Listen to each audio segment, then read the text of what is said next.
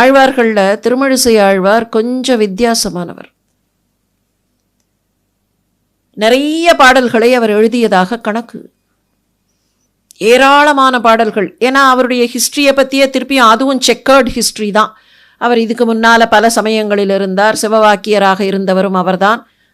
எப்படி வேணாலும் இருக்கட்டும், நிறைய பாடல்களை பாடினார்.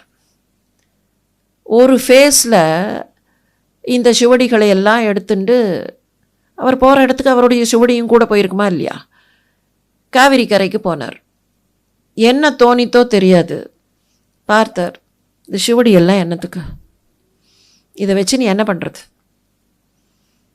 இந்த பாட்டெல்லாம் நான் எழுதினேன்னு சொல்லி வச்சு என்ன பண்ணுறது, எல்லாத்தையும் தூக்கி காவேரியில் போடுன்னு போட்டுவிட்டார்.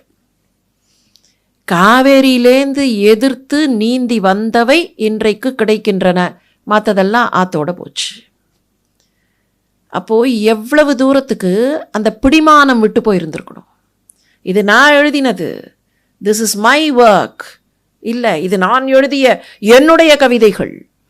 அந்த இடத்துல கூட எங்கேயோ ஒரு பிடிமானம் இருக்கா இல்லையா? இதெல்லாம் என்ன பிரயோஜனம், இதெல்லாம் எழுதினேங்கிறத விட இது எங்கே இருக்கணும், இதில் இருக்கிற விஷயம் மனசில் இருக்கணும்.